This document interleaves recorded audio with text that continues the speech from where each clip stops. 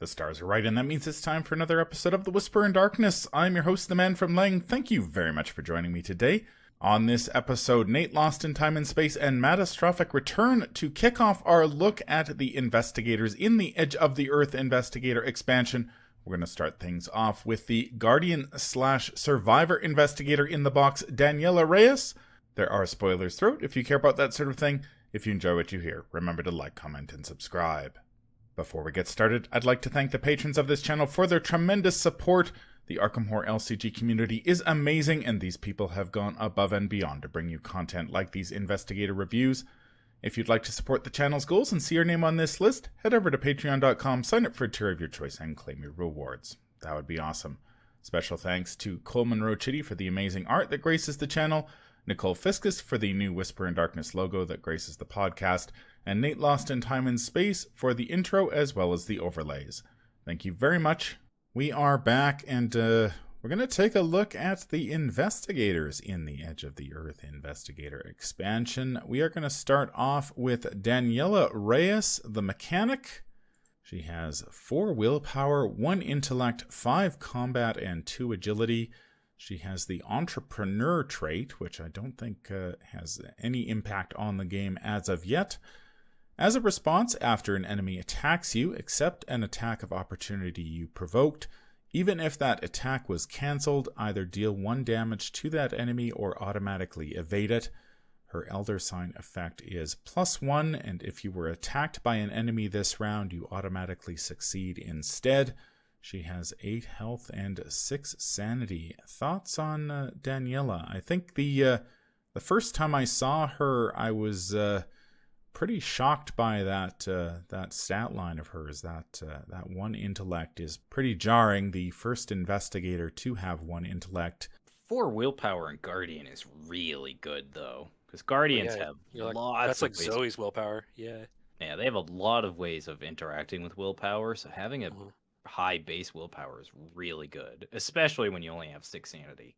Yeah, compare that to Roland, right? With his 5 sanity and 3 willpower. Yeah, that's a huge difference that, may not seem like a lot, but, if you're playing something like Bandolier that boosts up your willpower, like having a 5 willpower is a lot better than having a 4 in that instance. The ability is really good as well. The important thing to note is that it's not limit once per round or once per turn or anything like that. So you can activate it multiple times. I'm curious to see how often you evade an enemy with it, because I feel like most Daniela decks are going to use it for extra damage to just kill things on the board, but perhaps there are circumstances where maybe you need to evade something. Ooh. I could see maybe you evade a conglomeration or something like that, or you let it hit you and then you evade it. That way you don't lose your weapon or something like that. I could see a circumstance like that, but I mean, even still, free damage is free damage. Yeah, that's true. Yeah, I mean, Agnes is a classic example of free damage for taking a hit, and we all love Agnes. So free damage for taking hits. That sounds pretty great. I admit I haven't gotten to actually play with Daniela very much. So we had done a video where I talked about how much I love 3333. So seeing a 4152 investigator is anathema to me. So I think I'm largely gonna ask questions of you guys and let you guys push this one forward. Yeah, her stat line is very, very good. I mean, 4 willpower is awesome. 5 combat is awesome. 2 agility, not a huge deal in Guardian, especially if you're planning to kill everything. And Daniela's ability gives you that auto evade if necessary, so you're not necessarily needing to use that that 2 agility to get an evade. 1 intellect is obviously is very low, and I have played Daniela in solo, and I would describe the experience as she did very well, but I would describe it as being quite dicey, because you need to be very patient, because you are not going to be gathering clues the traditional way. You're going to be relying on cards like Scene of the Crime and Evidence and Flashlight and stuff like that to either cheat clues or create a situation where you can basically automatically succeed on the skill test, because you're not going to be able to just rely on pulls from the chaos bag at all, but I don't know how many one shroud locations are in the game, but they're pretty rare. Even things like Lucky and Look What I Found are a little bit more difficult to use in her, because with only one intellect, unless you get a very lucky pull from the Chaos Bag, you're just not going to be able to succeed at that. So that part can be challenging. I think it is possible depending on the campaign. I'm not entirely sure I'd be willing to take her up solo against every campaign in the game. I think there's some where there are just too many high shroud locations that you just run into right off the bat, and you just wouldn't have the ability to be patient enough to wait and say, okay, I'm gonna discover a clue with evidence, but I've got to wait for an enemy first. I've got to wait till I draw my scene of the crime. Like, even flashlight doesn't really do enough in those situations. Like, once you're at 3 or 4 shroud, flashlight's not going to be enough. So it certainly doesn't dissuade me from playing her solo, but I think it is campaign dependent. Like you said, Nate, her special ability is very, very good because it is not limited. As long as Daniela is getting attacked, she can trigger this ability to dish out additional damage and or evade enemies. Now, being attacked is not something that players, I think, are accustomed to, and is one of the reasons I think some players may shy away from playing Daniela, because she sort of runs contrary to how we've been playing the game for the past 5 years, where investigators tend to want to engage enemies on their terms, beat them down, and move on without taking an attack. And Daniela runs counter to that, where she wants to be engaging enemies, having them attack her, and then dealing with them on the counterattack, or using that damage to help chip away at them so she can take them down. I don't think I have ever used her ability to automatically evade an enemy, but I could see it coming in handy against something like the Harbinger of Velusia, where it may not necessarily go down with the attacks you're able to launch against it. It might stick around, in which case having that auto evade would be very helpful to keep it under control for a turn. Okay, so if she's going to use the evasion, then you probably want to be getting things to attack you during the investigator phase, because if something attacks you in the enemy phase, it's just going to stand right back up, right? So it sounds like she's kind of, in order to get that aspect to work, she's kind of reliant on events that can get things to attack her. Yeah, and one of those events, I think, from Edge of the Earth is Toe to Toe, which I think is a match made in heaven for her, because it guarantees you get attacked, and so you can trigger her ability, and then you get to attack. I believe Toe to Toe lets you attack back. So I do admit, I kind of wish she didn't have that parenthetical text of "accept an attack of opportunity you provoked," because like that's how you get attacked. So good if you could do that, though. Holy, I think if you remove that text, she would be insanely good. Yeah. Well, keep in mind Agnes already. Like when she gets hit for horror, she can take. That does have a limit to it, though. You can only do that once per phase. Oh, I see. You could like move into 2 locations and just kill an enemy and just completely ignore. Oh, I see. Because with Daniela, it sounds like they're trying to make an investigator that's okay with being swarmed.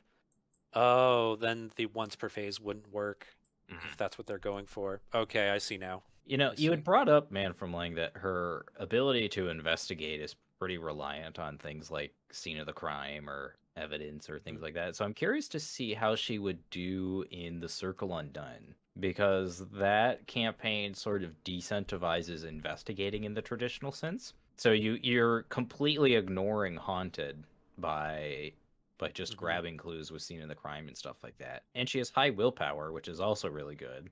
And then 5 combat is going to be good in pretty much every campaign. Yeah. I wonder if On the Hunt is kind of like essential in that case. If you're building a solo deck like that, because like, okay, I've got my evidence, I'm ready to go. Now I need an enemy on the hunt. I think so for Daniela, not only for evidence, but just victory points. Yeah, that too. Yeah. You just like, you're not going to be able to get VP off locations, and you need to be able to upgrade your deck So Yeah, that's true. having on the hunt to be able to grab those VP enemies that you can quickly smash with a toe-to-toe or something like that is probably going to be one of your better ways of getting toe to victory toe. points. Yeah, I feel That's like right. Daniela Yeah. is just about there in terms of having enough ways to investigate without actually having to investigate. But I feel as though she needs one or two more cards. Like, Scene of the Crime is amazing, don't get me wrong, but it is only 2 cards in your deck, and you need to draw it at the right time. Otherwise, I think in a campaign like the Circle Undone, yeah, you're going to be cheating clues a lot, but if you're not cheating clues, you're going to take Haunted to the face almost repeatedly, and that's not something that you can really afford to do. And I think of something like The Secret Name, where at the beginning you're confronted with a lot of average to above average shroud locations with very nasty haunted abilities, and that is not a situation I would want to be in, where I'm really waiting on Scene of the Crime and evidence and stuff like that to help me over the edge. I know that Daniela does have access to Burn After Reading. Once she earns some XP, you could pick that up to get a little bit more clue discovery. But yeah, I just feel like she's just about there, but she could use an extra couple cards that help her discover clues without having to actually. Alternatively, you could just play the specialist approach and just not discover any clues. Well, and I think that's how you would play her in multiplayer. I think it's pretty clear that she's, if you're playing her in multiplayer, she is going to be a specialist. You're not. I don't think you're going to be able to make a generalist deck out of her. She just wants to engage stuff and kill it, and that's going to be her. Yeah. And also, as we discussed earlier, the fact that her text seems to be worded in such a way that she kind of wants to be swarmed, like that's not going to happen a lot in solo, but No. you can actually get that to happen in multiplayer with things like Riot Whistle or Taunt. Although she doesn't have higher level Guardian cards, and survivors don't have a lot of ways to like engage things. Yeah, her being a survivor primarily makes things interesting, right? Because Yeah. normally Guardians they spend all their experience on a big weapon and then the things that support that strategy. Whereas Daniela, you pretty much have Sledgehammer and Chainsaw. I always forget about Chainsaw. That's like kind of it as far as big weapons go, and those are good options and all. But they're not the flamethrower, they're not the Cyclopean hammer. Yeah, which we kind of associate with, the big hulking tank who's able to like mow through a horde of enemies. Yeah. And Survivor doesn't have a lot of combat boosts either. So if you're looking to go into that strategy, you kind of have to rely on other things to give that boost for you. Although she has five combat, she doesn't need a lot of boosts, to be honest. Very true. Yeah. Yeah. Like her and Chainsaw alone, she's good. Like, do you need to boost combat anymore? Probably not. Yeah. There may be like the occasional boss, like the Harbinger or, something along those lines where you may want overpowers in your deck, but yeah, overpower, some vicious blows, to kind of push it over. Yeah, to get some extra free action damage there. Yeah, that would work. Yeah, the other aspect about her Survivor card pool that's nice with her 1 intellect is that you could play all those failing cards and kind of take advantage of her 1 intellect in that regard. So if you're not playing something like Circle and Done, you can use Take Heart pretty reliably to be able to just fail those investigate checks and grab some clues. Oh yeah, that's right. Take Heart, easy peasy. That's like, I mean, even you, Nate, you're going to be hard pressed to fail your Take Heart with Daniela. Yeah, I know. I'd find a way. Don't worry. Oh yeah, there'd be like 3 blesses that you forgot were in the bag. Are just gonna show up. I was gonna say I'd be at a 4 shroud location and still pass somehow. Before we dive any deeper into Daniela's deck building, her Elder Sign effect is pretty situational. She gets a +1. It's just terrible.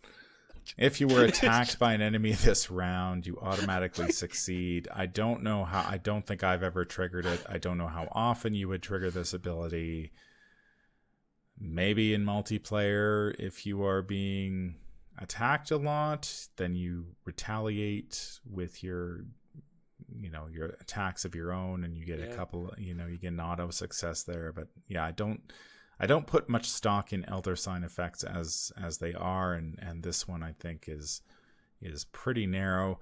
She has 8 health and 6 sanity. 8 health, obviously, you would expect, because she is going to be attacked a lot and you need to be able to absorb the damage. 6 sanity, better than some Guardians in the pool, but not particularly stellar either. I've found it to be just enough between that and an ally and some soak. You can usually get by, but it can get a little dicey towards the end of a scenario, especially if you get unlucky and fail a couple tests. The 4 willpower, though, really helps mitigate a lot of the horror that you would take as a result of the encounter deck. So you're generally going to be taking, if you're taking horror, it's horror that enemies are dealing to you, and fortunately not all enemies that she's going to face dish out horror to begin with. So plus she has access to Peter Sylvester level 2, so she's fine on the horror end. So here's a question: is Peter Sylvester her boyfriend, even though she wants to have a girlfriend? I don't think so, personally. Okay. While the horror soak is nice for Daniela, I think you would be taking a lot of that damage directly. So I think like a card like Precious Memento is probably more appealing to her. There you go. You can add on to that fail train. It gives her a ton of soak, and then you can play Jessica, which I think is probably a better fit for Daniela. It's like Peter is certainly nice, and it does sort of help you against the horror. It also gives you 5 willpower, which is nice, but I think Precious Memento will probably also get you there without having to play Charisma, but you could certainly do that as well. Yeah, the way I've been playing Daniela is basically the counter-attacking Daniela build, where you've got your guard dog, and between Daniela, the guard dog, and things like toe-to-toe, something hits Daniela and she hits back very hard between the guard dog. The damage from the guard dog, the damage from her, and the damage from toe-to-toe can take out some very, very big enemies very, very quickly. The Royal Emissary in Path to Carcosa just melts once Daniela if she gets set up. She can't take higher level Guardian cards, so if and when we do get an upgraded guard dog, she won't be able to take it, which is unfortunate. But you can go for Aquina if you're looking for a girlfriend for Daniela. And I haven't built that deck, but it is an option to replace your guard dog with Aquina. So the enemy is attacking Aquina, she's absorbing the horror, and then you are able to bounce that damage. Ideally, you'd need Aquina 3 or 4, the higher level version anyways. You can bounce that damage back against the enemy, and then Daniela would be able to attack it for damage and then go from there. I'm curious too, because Daniela's ability is worded that you can activate it even when an attack is canceled. Do you play cards like Dodge? Are those things that you start to consider? I think personally, no.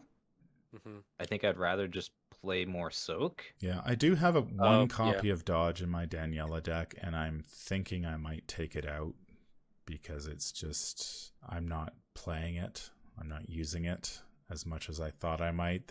I feel like there might be like once a game you really want to dodge something, but for the most part, I think you would be better off playing cards that can soak that damage and horror. Okay, just play extra soak instead of dodge. Yeah, because dodge in a way kind of acts like 2 or 3 soak often enough. Speaking of deck building with Daniela, she has a deck size of 30, which is standard. Her deck building options include Guardian cards at level 0, Survivor cards at level 1 to 5, Neutral cards at level 0 to 5, and up to 5 other Survivor cards of level 0. Her other deck building requirements, which do not count toward her deck size, include Mechanics, Wrench, Mob Goons, and 1 random basic weakness. Her card pool runs the gamut of all the level 0 Guardian cards, so she has access to plenty of weapons, several ways of discovering clues without actually having to investigate actions, and lots of soak, and a pretty solid pool of allies. The survivor cards, if you're only getting 5 level 0 survivor cards, there are, 2 copies of Lucky, there's 2.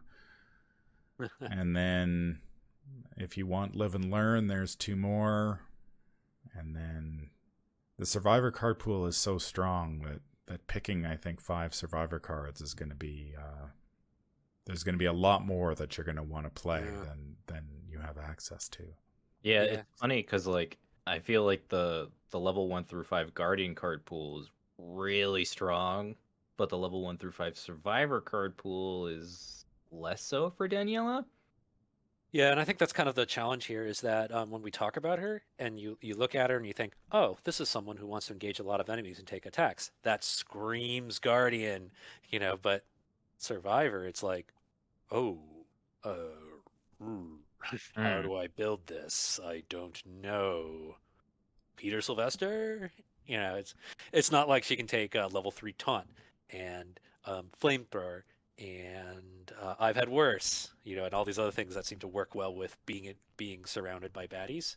Yeah, and I think as we so that's saw kind of the challenge. with the when we did our reviews of the Edge of the Earth player cards, that there aren't a lot of cards in Edge of the Earth that really work very well with her.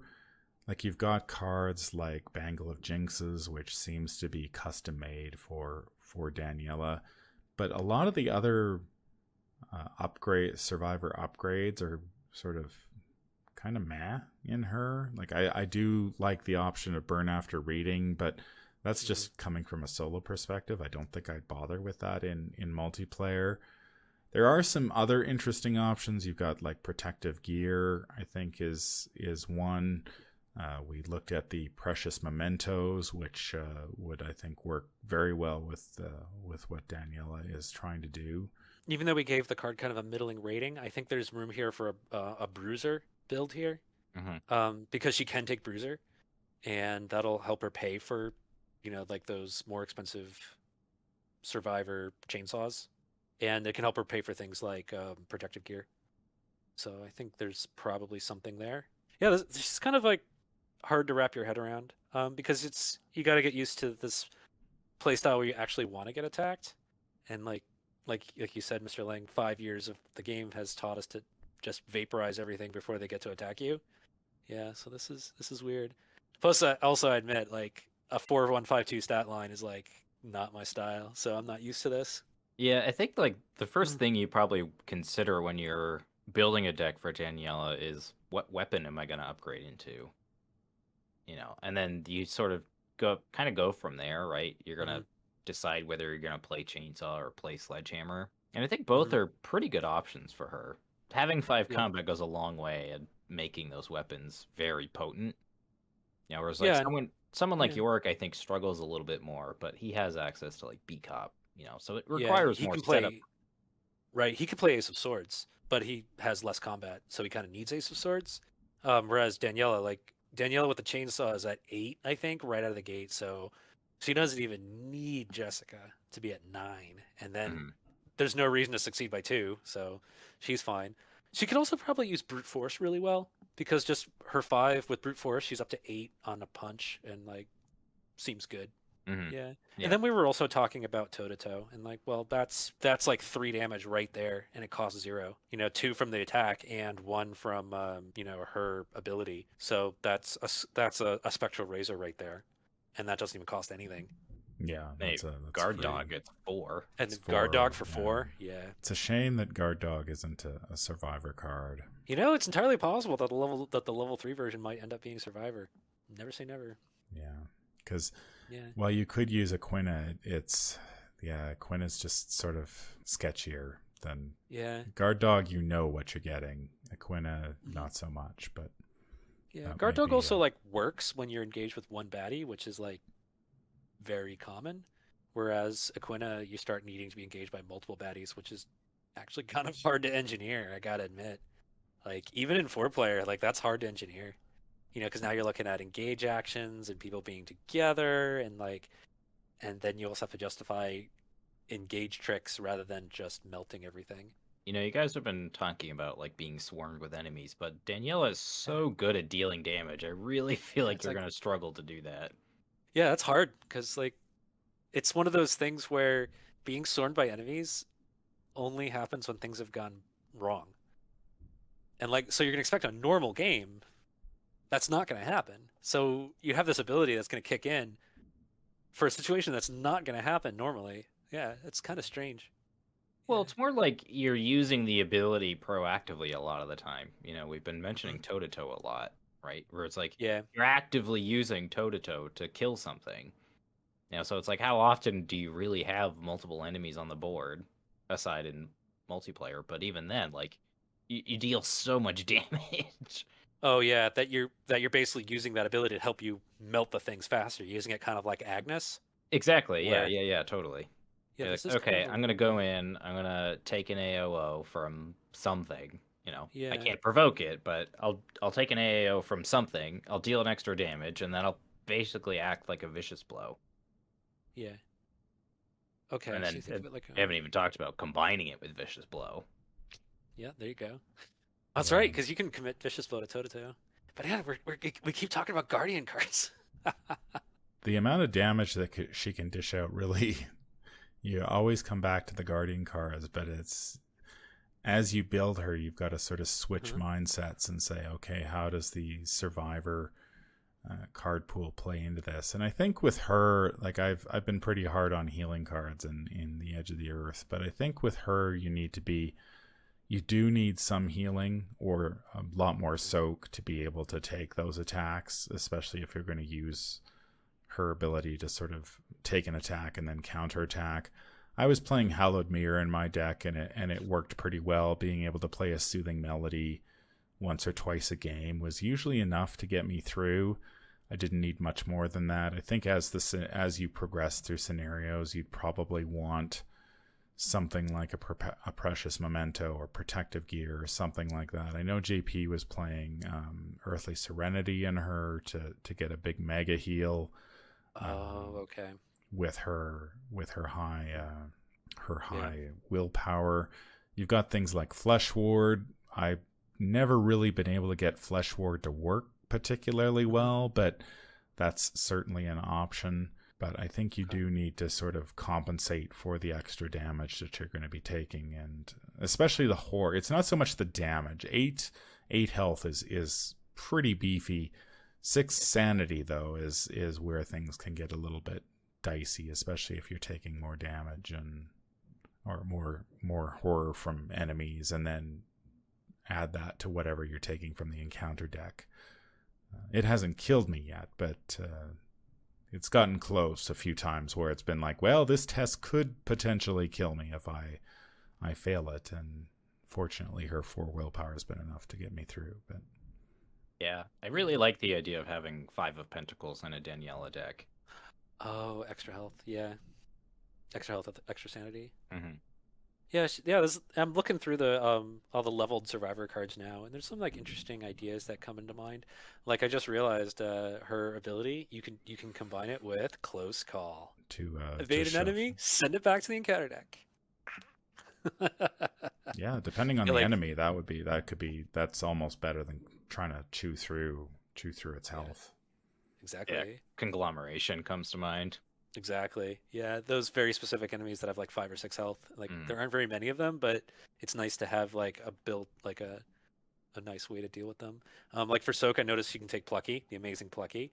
Even though she's not going to get a lot of use out of the intellect boost of Plucky, she can take Plucky, and that's some sanity soak right there. Yeah, And willpower boosting when you it's need true, it. and it's willpower boosting, which is like always good. Mm-hmm. Yeah. Okay. Yeah, I also kind of like the idea of Stunning Blow if you're willing to sacrifice some of those level 0 slots. If you're Uh huh. playing like Sledgehammer, you can Sledgehammer and then play the Stunning Blow, like deal a massive chunk of Oh, damage, evade the enemy so it doesn't attack you right. during enemy So it's phase. kind of like you get that fourth action worth of effort, even though you have to spend 3 actions on the sledgehammer. I like that. Hmm.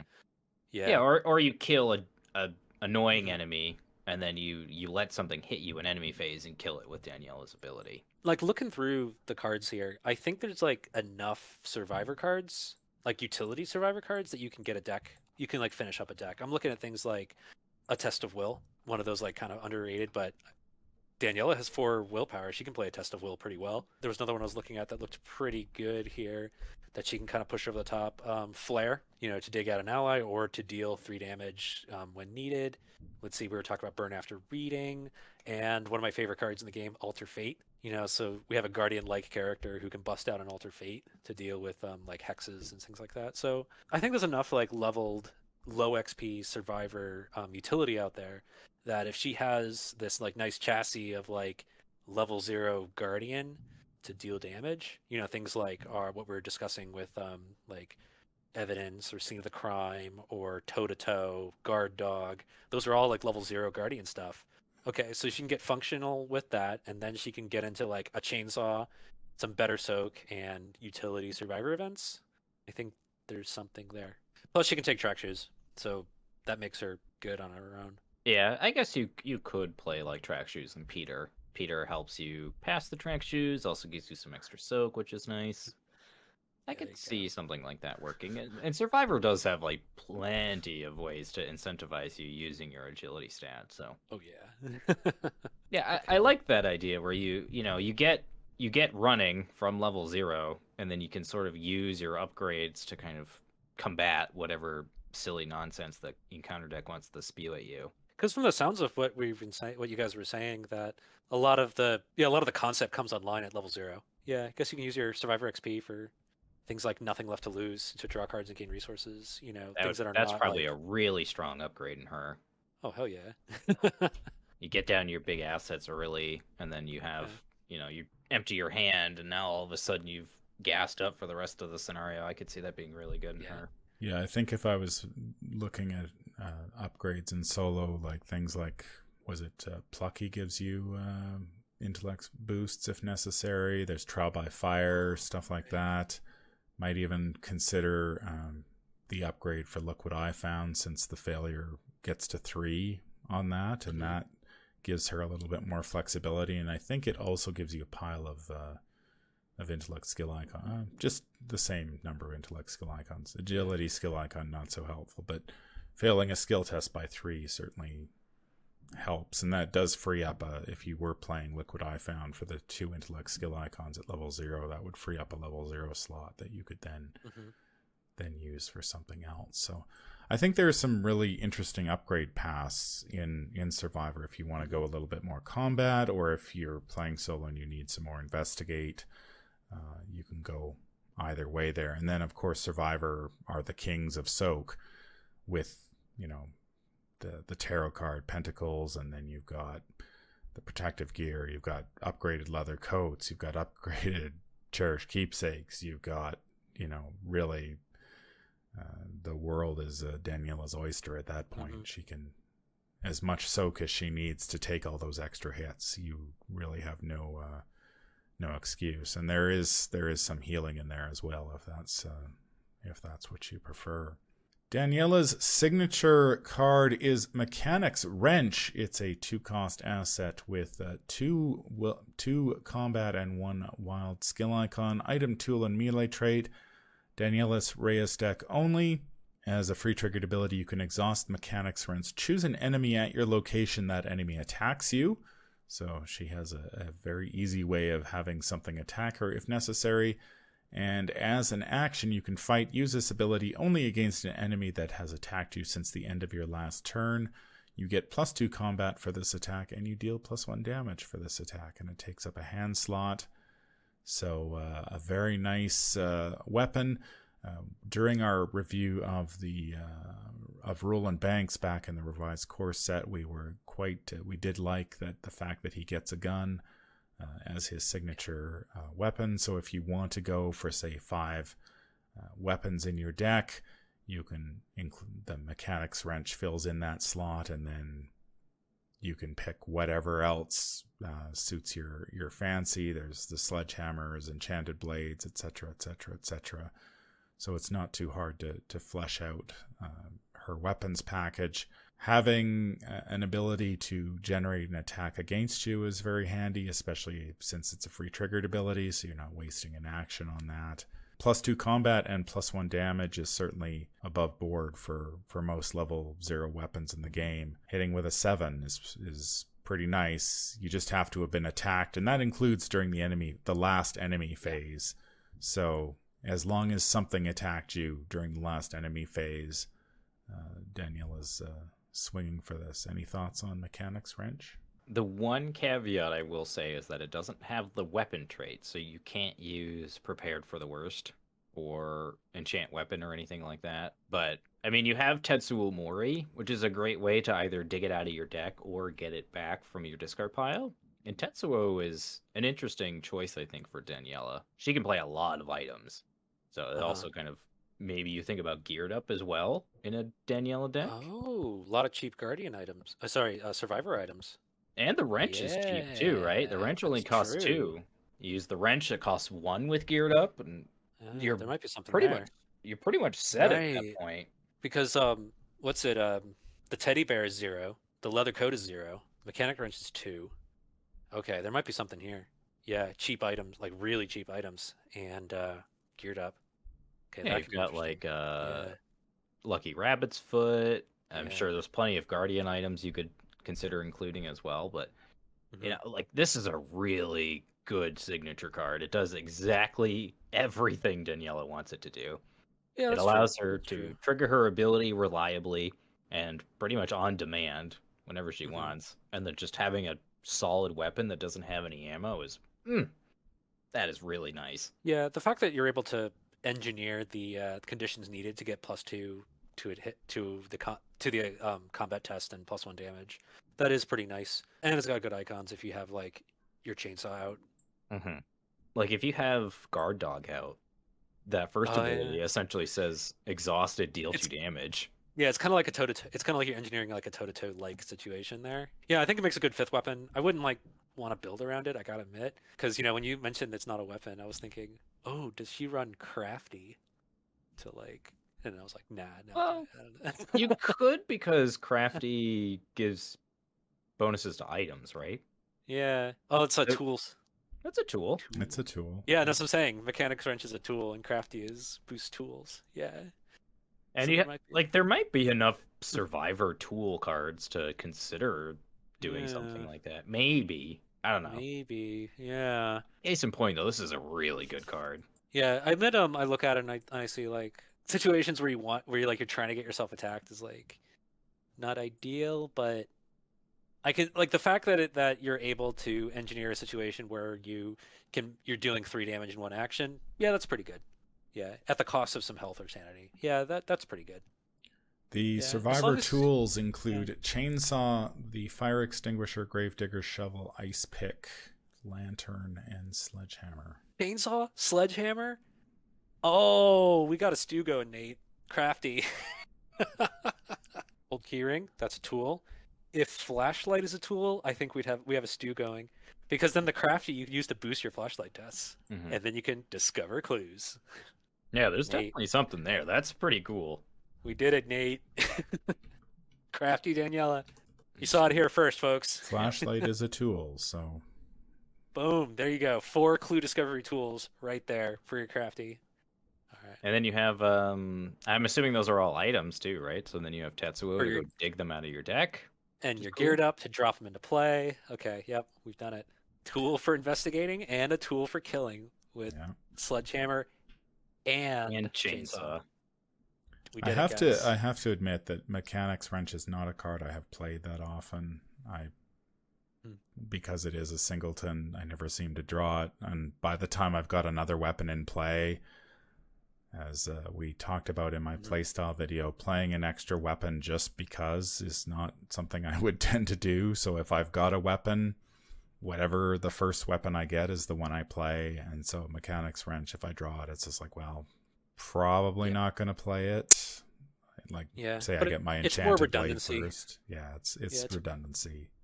That ability to engineer an attack against you can come in handy, but yeah, it's not a card that I've had much opportunity to play, and I haven't really missed it. either. It's not something like I was just like, oh man, I would win this game if I had Mechanics Wrench on the table. It's not really. Maybe in a scenario where there were like a lot of big baddies and you were using Daniela's evade ability, you could be like, all right, Harbinger, you've hit me, or a massive enemy. You go like, okay, you've hit me, you're evaded. Now we can all do our thing. Daniela's signature weakness is Mob Goons. It is an enemy. 3 fight, 3 health, and 3 evade. Humanoid and criminal. They are a hunter. Prey Daniela Reyas only. This enemy's attacks cannot be cancelled. Damage/horror dealt by this enemy's attacks is treated as direct. Haven't had a lot of experience with the Mob Goons. They did appear in one game I was playing, and they were dealt with pretty easily. They do run counter to Daniela's play style. You do not want to be attacked by these guys. I should mention they deal 1 damage and 1 horror, which is pretty typical for enemy weaknesses. So if Daniela is attacked by these guys, she's taking direct damage, which is obviously, if you've got 6 sanity, you don't want to be taking a lot of attacks. But I didn't find these guys too difficult to deal with. I think the biggest issue is that with the enemy weaknesses, and this goes for pretty much every enemy weakness, is that it's just another enemy that you have to deal with. And so while you can account for enemies from the encounter deck, occasionally you'll draw an enemy from your draw deck, and suddenly you thought you had 1, now you've got 2, and you might be in a little bit more trouble. 3 fight, 3 health, 3 evade is like kind of beefy for a weakness enemy. The fact that Daniela has like a built-in way to deal a damage right back to it, it's kind of not a big deal, I'd say. Because like if you have the Mechanics Wrench out, boom, it's dead. Like you spend 1 action, you have it attack you once to get a damage back, and then you just kill it. So it's not that big a deal. It's not like compare this to like the the cultist from Innsmouth Conspiracy that adds a curse every turn. Something compared to something like that, it's like this is just kind of easy to deal with just by being Daniela. This weakness is sort of odd to me because a lot of weaknesses are designed to prey on a investigator's weaknesses, but Mob Goons doesn't, because Daniela is good at fighting, and how often you're gonna be canceling an attack is limited to begin with. Yeah. So that we've already discussed that you don't need to. It's not that big a deal. Yeah, so it's interesting. Like those other 2 effects that it has are pretty minor. Yeah. Like they don't really make the card more threatening, like you were saying. Like I just take a damage and a horror, and then I beat it over the head with a wrench, and then I'm good. Yeah, in 1 action too. Mm-hmm. Yeah. Whereas a lot of weaknesses usually will take you 2 actions to get rid of. This is like an action and a damage and a horror, as long as you've got the wrench out. If you don't have the wrench out, well, then you get a little bit extra work to do. Or just like any weapon. Compare this to Cover Up. Mm-hmm. Well, actually, say compare this to something like Tony's Quarry, right? Where at least that spawns all the way across the map, and you have to go get it. You got to go get it, right? Whereas this spawns on top of you. They say, "Give me your money," and then you say no, and then you move on about your life. Yeah, it's like the Mob Goons kind of tells you like, it's just one of those things where it like informs your deck building. It's like, okay, I need to save. I need to make sure I don't go down to one sanity, and I need to make sure I don't go down to 1 health, and I got to make sure I play a weapon, and then I'm probably also not playing dodge for the most part. Oh yeah, and you're like not playing dodge. If you play a weapon, then you've dealt with the Mob Goons. Yeah. I do also kind of like the idea of Daniela taking handcuffs and then just strapping a pair of handcuffs on these things, and then they're just useless. Yeah, why not? Yeah, handcuffs is a very underrated card. I like it. I could see that being really good in certain campaigns. Innsmouth. Mm-hmm. Yeah, because all the deep ones are humanoid enemies. That's right. Yep. There's also a decent amount of humanoids in the Forgotten Age too, surprisingly enough. Oh yeah, all those Brotherhood cultists. Yeah. Well, there's the Brotherhood cultists, and then there's also a couple of the Serpent people that are humanoids as well. Oh, that's right. The Broods, is The it? Broods and the one Uh-huh. that has a victory point on it. Oh, that guy's humanoid. Oh, that guy's hard to deal with if you're not set up. Okay, there you go. Handcuffs, and Danielle's got 5 combat, so she's a good user of handcuffs. Yeah, or you could use interrogate or things like that as well, if you really wanted to like manipulate the fact that you have a humanoid enemy in your deck. So, I mean, I have always liked weaknesses that it can turn into a strength, and this is definitely one of them. Exactly. So And it just Mob gives- Goons, not the worst signature weakness by any stretch. Mm-mm. Should be No. pretty easy to deal with, assuming that you draw it during, say, upkeep, when you're probably going to draw most of your weaknesses. Draw this during upkeep. If you don't have another enemy facing you the next turn, as long as you've got a weapon, Daniela will kill this in 1 or 2 hits. Depending, if you do draw it during your turn, as long as you've got an action and your mechanics wrench out, you can engineer an attack and kill it long before it becomes an issue. So more of just an annoying, and albeit a minor annoying, speed bump. Mhm. I could see it being potentially problematic if you were in that situation where you were swarmed, but like we've said, that situation doesn't really exist in this game Mhm. all that often, so the chance that Daniela has this and a bunch of other enemies on her where she can't cancel attacks is probably not gonna happen. Mhm. I guess if it made every attack deal direct damage, now that would be serious. Ooh, That'd that be would gross. be serious. That would Ooh. add some bite for sure. If it wasn't like damage and horror dealt by all enemy attacks is treated as direct, that would be something. But Ooh, as it ouch. is, it's just the Mob Goons. So Plus, they have 3 health. You can always dynamite blast them You could chuck a pair of handcuffs on them, walk away, kaboom. for funsies. You can just. Cool girl walks away from explosion. They never printed a sunglasses card, have they? We need to. No. Yeah, Maxine, can you give us some sunglasses? I could throw a dynamite blast and put my sunglasses on. Perfect. Yeah. Perfect line of play. Sunglasses, you play them as a reaction to dynamite blasting. So that's going to do it for our look at the Guardian Investigator in the Edge of the Earth Investigator expansion. Daniela Reyes, let us know in the comments down below. Have you had a chance to play Daniela? What's your experience been like? We'd love to hear from you.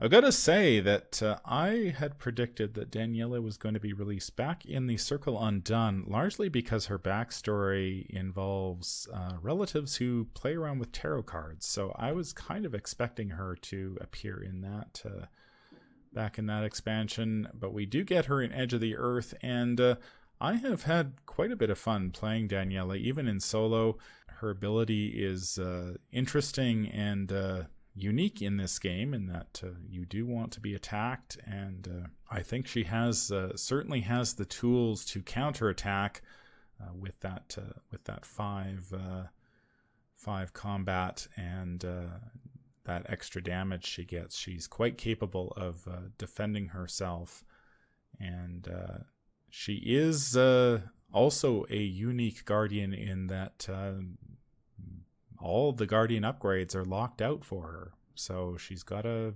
find tools elsewhere. But survivors have plenty of soak, so if you need extra health and sanity, and it does have some decent weapons as well, so I think she's pretty good.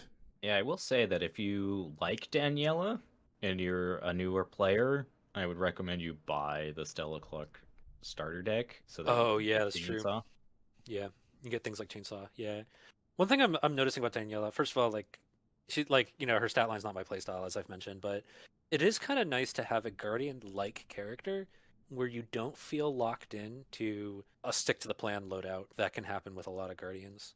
Where you've already planned out before you've even played your first game. You've already planned out like 30 XP of upgrades because you need your weapon and you need your stick to the plan and you need your upgrades to your to your weapon and you need your ways to get your weapon, and Yeah, Daniela doesn't get any of that. Instead, she can take like utility survivor cards. So I think that is kind of interesting. But yet she still has 5 combat. Yep. Yeah, and she's different from Tommy in that Tommy only gets survivor 1 to 2, and she can go all the way up. So some interesting design space there. That's going to do it for this episode. If you enjoyed what you hear, remember to like, comment, and subscribe. If you need to contact me, I can be reached at manfromlang@gmail.com. I'm also on Twitter at manfromlang. Until the stars are right, keep your shotgun close and your elder sign closer. Take care out there, and happy investigating.